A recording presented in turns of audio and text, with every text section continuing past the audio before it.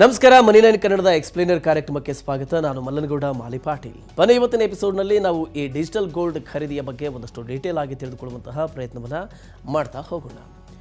ಜೂಹಿ ಬಹಳ ದಿನಗಳಿಂದ ಚಿನ್ನ ಖರೀದಿ ಮಾಡೋದಕ್ಕೆ ಯೋಜನೆಯನ್ನು ಹಾಕಿಕೊಂಡಿದ್ಲು. ಆದರೆ ಖರೀದಿ ಮಾಡೋದಕ್ಕೆ ಮಾತ್ರ ಸಾಧ್ಯ ಆಗ್ತಿರಲಿಲ್ಲ. ನಿರಂತರವಾಗಿ ಗಗನಕ್ಕೇರ್ತಾ ಇರುವ ಚಿನ್ನದ ಬೆಲೆಗಳು ಜೂಹಿ ಅಂತವರಿಗೆ ಚಿನ್ನ ಖರೀದಿ ಸಾಧ್ಯವೇ ಆಗದಂತೆ ಹಿಂದೆ ಸರಿಯುವಂತೆ ಮಾಡಿಬಿಡುತ್ತೆ. ಸದ್ಯ ಪರಿಶುದ್ಧವಾದ ಚಿನ್ನ 10 ಗ್ರಾಮ್ಗೆ 62,000 ರೂಪಾಯಿ ಮೀರಿದೆ. ಆದರೆ ಜೂಹಿ ಅಂತವರು ಚಿನ್ನ ಖರೀದಿ ಮಾಡೋದಕ್ಕೆ ಒಂದು ಹೊಸ ಮಾರ್ಗ ಇದೆ. ಇಲ್ಲಿ ಚಿನ್ನ ಖರೀದಿ ಮಾಡೋದಕ್ಕೆ ದೊಡ್ಡ ಮೊತ್ತದ ಅಗತ್ಯತೆ ಇಲ್ಲ. ಈಗ ಪೇಟಿಎಮ್, ಗೂಗಲ್ ಪೇ ಮತ್ತು ಫೋನ್ಪೇನಂತಹ ಫಿನ್ಟೆಕ್ ಅಪ್ಲಿಕೇಶನ್ಗಳ ಮೂಲಕ ನೀವು 1 ರೂಪಾಯಿಗೂ ಕೂಡ ಚಿನ್ನವನ್ನು ಖರೀದಿ ಮಾಡಬಹುದು. ಹೌದು, ಇಲ್ಲಿಯೂ ಕೂಡ ನಿಮಗೆ ಪರಿಶುದ್ಧ ಚಿನ್ನವೇ ಸಿಗುತ್ತೆ. ಕೆಲವು ಆಭರಣ ಕಂಪನಿಗಳು ಡಿಜಿಟಲ್ ಚಿನ್ನವನ್ನು ಖರೀದಿಸುವ ಸೌಲಭ್ಯವನ್ನು ನಿಮಗೆ ಕೊಡ್ತವೆ.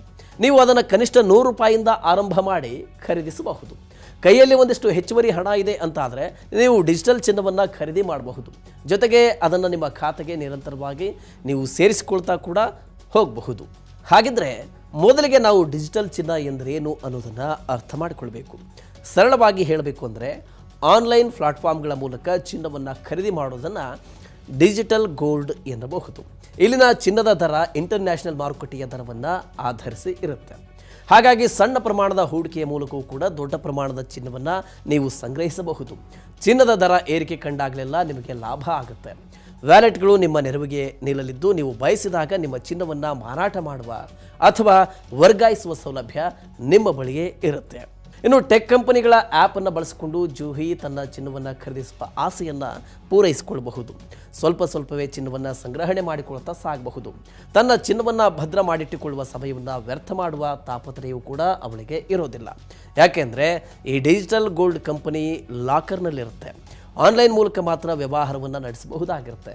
ಜೊತೆಗೆ ನೀವು ಯಾವಾಗ ಬೇಕಾದರೂ ಈ ಚಿನ್ನವನ್ನು ಭೌತಿಕ ರೂಪದಲ್ಲಿ ಪಡೆಯೋದಕ್ಕೆ ಅವಕಾಶವಿದೆ. ಅಥವಾ ಚಿನ್ನದ ಚಾಲ್ತಿ ಮಾರುಕಟ್ಟೆಯ ಬೆಲೆಗಳ ಪ್ರಕಾರ ಇದನ್ನು ನೀವು ಮಾರಾಟ ಕೂಡ ಮಾಡಬಹುದು. ಇನ್ನು ಡಿಜಿಟಲ್ ಗೋಲ್ಡ್ನಲ್ಲಿ ಹೂಡಿಕೆಯನ್ನು ಮಾಡೋದಕ್ಕೆ ನೀವು ಮುಂದಾಗೋದಾದರೆ ನೆನಪಿನಲ್ಲಿ ಇಟ್ಕೊಳ್ಬೇಕಾದ ಕೆಲವು ವಿಚಾರಗಳಿವೆ. ಈ ಡಿಜಿಟಲ್ ಗೋಲ್ಡ್ ಹೂಡಿಕೆಗೆ ಕೆಲವೊಂದು ಹೆಚ್ಚಿನ ವೆಚ್ಚ ಸಹ ಇದೆ. ಬೇರೆ ಬೇರೆ ಫಿನ್ಟೆಕ್ ಪ್ಲಾಟ್ಫಾರ್ಮ್ಗಳ ಬ್ರೋಕರೇಜ್ ಮತ್ತು ಶೇಖರಣಾ ಶುಲ್ಕ ಬೇರೆ ರೀತಿಯಾಗಿರುತ್ತೆ.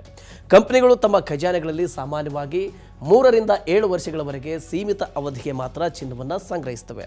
ಈ ನಿಗದಿತ ಸಮಯ ಮುಗಿದ ನಂತರ ಬಳಕೆದಾರರು ಚಿನ್ನವನ್ನು ಮಾರಾಟ ಮಾಡಬೇಕು ಅಥವಾ ಫಿಸಿಕಲ್ ಗೋಲ್ಡನ್ನು ತೆಗೆದುಕೊಳ್ಳಬೇಕಾಗುತ್ತೆ.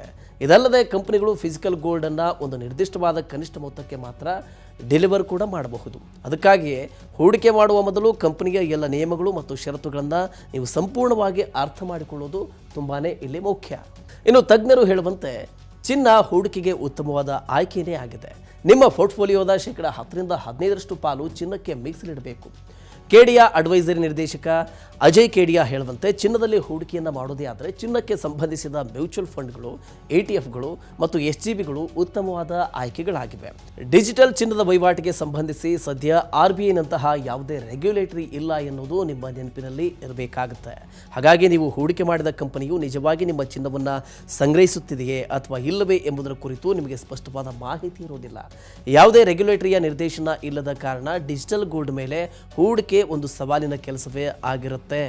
ಅದೇ ಡಿಜಿಟಲ್ ಚಿನ್ನ ನಿಯಂತ್ರಕ ಅಂದರೆ ರೆಗ್ಯುಲೇಟರಿ ವ್ಯಾಪ್ತಿಗೆ ಬಂದರೆ ಚಿನ್ನದ ಮೇಲಿನ ಹೂಡಿಕೆಗೆ ಡಿಜಿಟಲ್ ಚಿನ್ನ ಬೆಸ್ಟ್ ಚಾಯ್ಸ್ ಆಗಬಹುದು. ಇನ್ನು ಕ್ರಿಪ್ಟೋ ಕರೆನ್ಸಿಗಳಲ್ಲಿ ಹೂಡಿಕೆ ಮಾಡುವ ಮೂಲಕ ಲಕ್ಷಾಂತರ ರೂಪಾಯಿ ಹೂಡಿಕೆದಾರರು ಈಗಾಗಲೇ ತಮ್ಮ ಜೀವನದ ಉಳಿತಾಯದ ಹಣವನ್ನು ಕಳೆದುಕೊಂಡು ಬಿಟ್ಟಿದ್ದಾರೆ.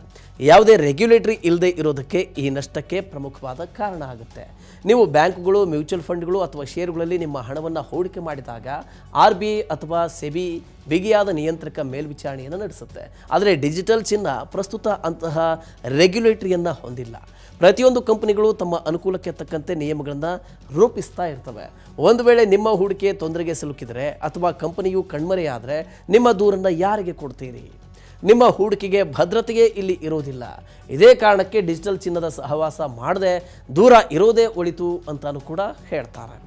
ಓಕೆ, ಈ ರೀತಿಯ ಇನ್ನಷ್ಟು ಮಾಹಿತಿ ಮತ್ತು ಪರ್ಸನಲ್ ಫಿನಾನ್ಸ್ ವಿಚಾರಗಳಿಗೆ ಡೌನ್ಲೋಡ್ ಮಾಡಿ ಮನಿ9 ಕನ್ನಡ ಆ್ಯಪ್ ಹಾಗೂ ಯೂಟ್ಯೂಬ್ನಲ್ಲಿಯೂ ಸಬ್ಸ್ಕ್ರೈಬ್ ಆಗಿ, ಲೈಕ್ ಮಾಡಿ, ಶೇರ್ ಮಾಡಿ. Thank you.